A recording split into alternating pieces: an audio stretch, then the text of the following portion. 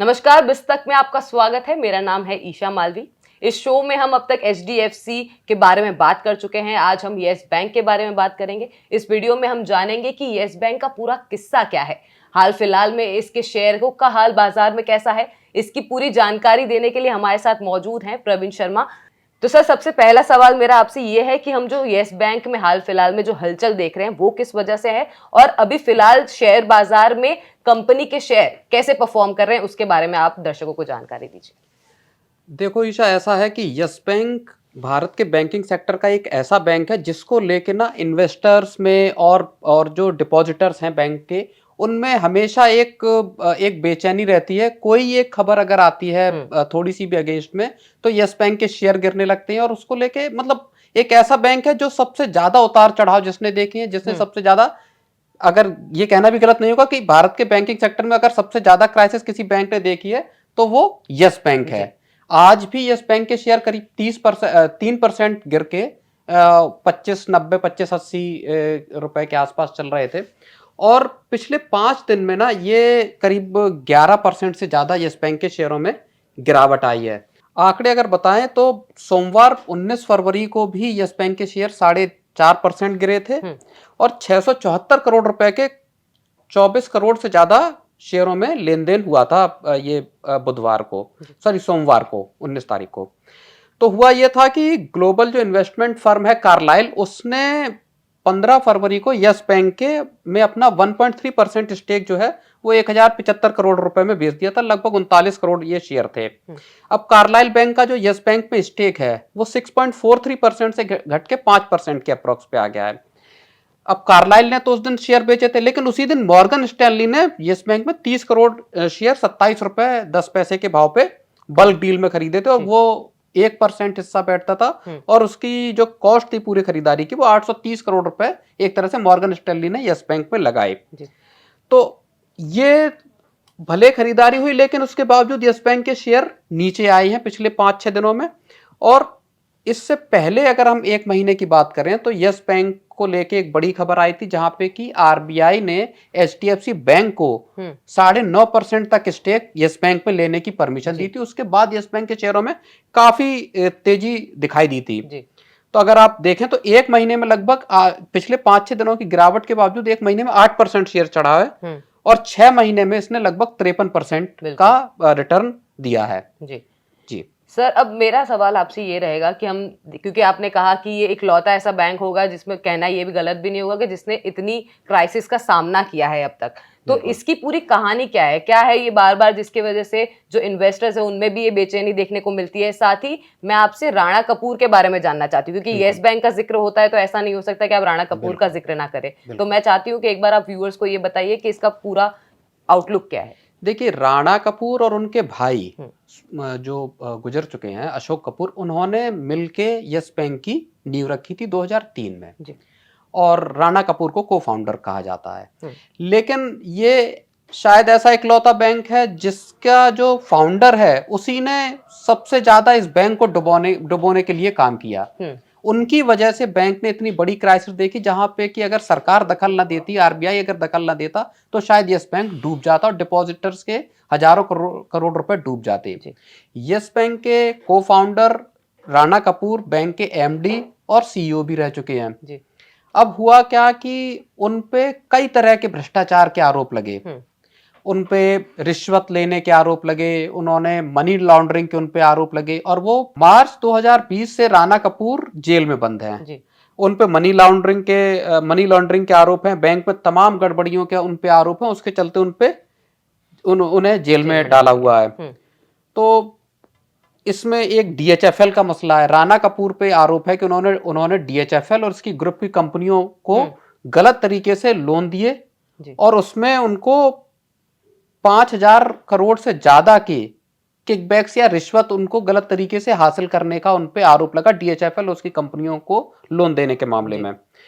मामला यहीं तक नहीं रुका है। कॉक्स एंड किंग्स की एक एसोसिएट कंपनी थी, easy go one tours and travels, उसको भी 946 करोड़ रुपए के ज्यादा के जो लोन था, जो एनपीए हुआ, उसको लेके भी उन पे आरोप है और उसके लिए अलग से पूछताछ के लिए मुंबई की अदालत ने अभी कुछ वक्त पहले ही सीबीआई को आदेश दिया कि आप इनसे पूछताछ कर सकते हो। जी। तो राणा कपूर इस पूरी क्राइसिस के केंद्र में है जो यस बैंक के लिए पैदा हुई। बिल्कुल सर, ये तो हमने बात की राणा कपूर की। अब मेरा सवाल आपसे ये है कि जो पूरी जो क्राइसिस है यस बैंक की, वो कहाँ से शुरू हुई और कैसे यस बैंक अब संभलने की कगार पे है, या आगे उसका क्या होगा उसके बारे में बताइए।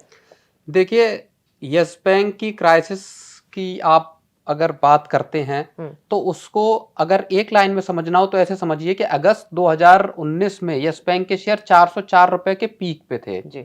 और एक साल से कम वक्त में ही यस बैंक के शेयर 5 रुपए 65 पैसे के अप्रोक्स के लेवल पे आ गए। अब आप समझ लो 400 रुपए से लेके 5 रुपए पे शेयर जो आ गया, तो उसमें क्राइसिस कितनी बड़ी रही होगी। बिल्कुल। एक साल से कम वक्त में इन्वेस्टर्स के 80 अरब रुपए से ज्यादा डूब गए थे यस बैंक में। तो ये इससे आप पूरी क्राइसिस की गंभीरता का अंदाजा लगा सकते हैं। जी। तो क्राइसिस की अगर शुरुआत की बात करें तो इसके पीछे बैड लोन्स का बड़ा हाथ था।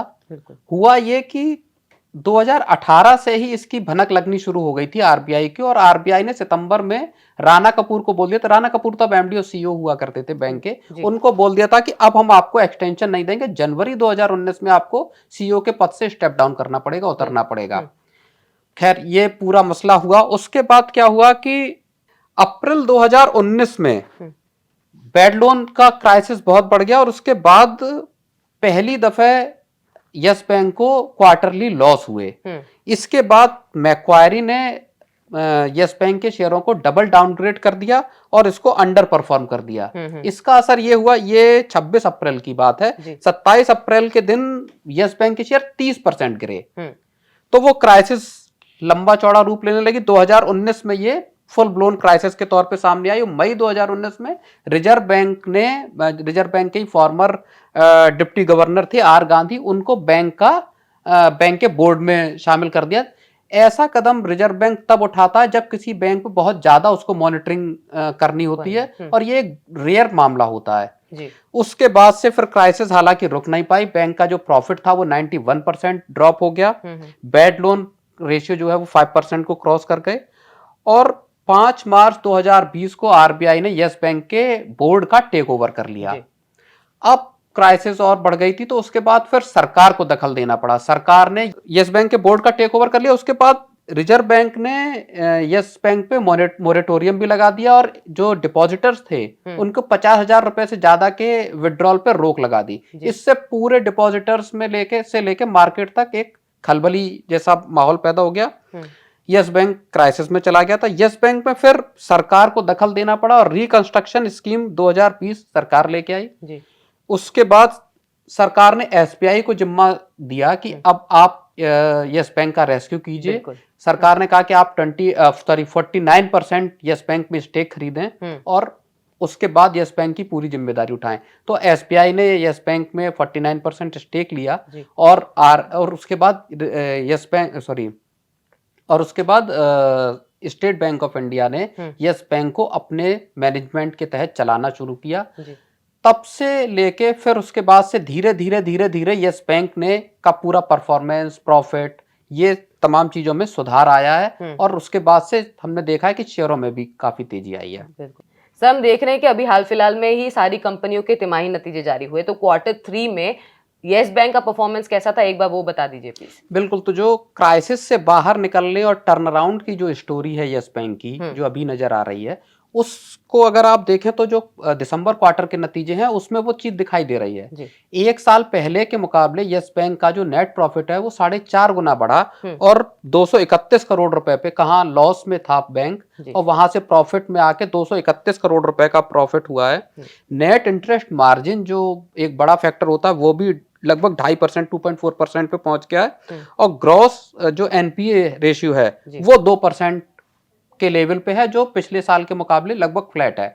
तो रिजल्ट्स एक तरीके से यस बैंक के अब ठीक आ रहे हैं। ये कहा जा सकता है कि उम्मीद के हिसाब से यस बैंक के नतीजे हैं, और अगर बैंक इस तरह से परफॉर्म करता रहा तो आगे भी अच्छे नतीजे दिखाई दे सकते हैं बैंक में। तो इस वीडियो में हमने बात की यस बैंक कैसे चढ़ा, कैसे उतरा, उसमें आरबीआई का क्या रोल था, उसमें एसबीआई का क्या रोल था, कैसे वापस इसके शेयर जो है वो बाजार में पटरी पर आने लगे हैं। लेकिन हम आपको दर्शकों को ये भी बताना चाहते हैं कि इस वीडियो में बताई गई बातें, इसका बिल्कुल ये मतलब नहीं है कि हम आपको रेकमेंड कर रहे हैं। ये चाहे येस बैंक की बात हो या किसी और कंपनी की, अगर हम किसी भी वीडियो में बात करें तो ये रेकमेंडेशन बिल्कुल भी नहीं है। अगर आप कोई भी शेयर खरीद रहे हैं तो अपने वित्तीय सलाहकार की राय जरूर लें। आगे भी आप अगर किसी टॉपिक पे जानकारी लेना चाहते हैं तो हमें कमेंट सेक्शन में जरूर बताइए। आगे भी हम आपके लिए ऐसे ही डिटेल्ड वीडियो सामने लेके आते रहेंगे। तो तब तक बने रहिए बिस्तक के साथ और हमारे चैनल को लाइक और सब्सक्राइब करना ना भूलें। बिस्तक आपके लिए लाया है प्रीमियम मेंबरशिप प्रोग्राम, जहां आपको मिलेंगे कई सारे फायदे, जिनमें मार्केट न्यूज़लेटर, लाइव चैट पर आपके सवालों के सबसे पहले जवाब, मार्केट आउटलुक, वीकेंड पर मार्केट स्कैन, एंकर्स के साथ चैट और भी बहुत कुछ। इस प्रीमियम सब्सक्रिप्शन में 3 तरह के प्लान्स हैं, सिल्वर, गोल्ड और प्लैटिनम, जिनकी शुरुआत मात्र 159 रुपए महीने से होती है।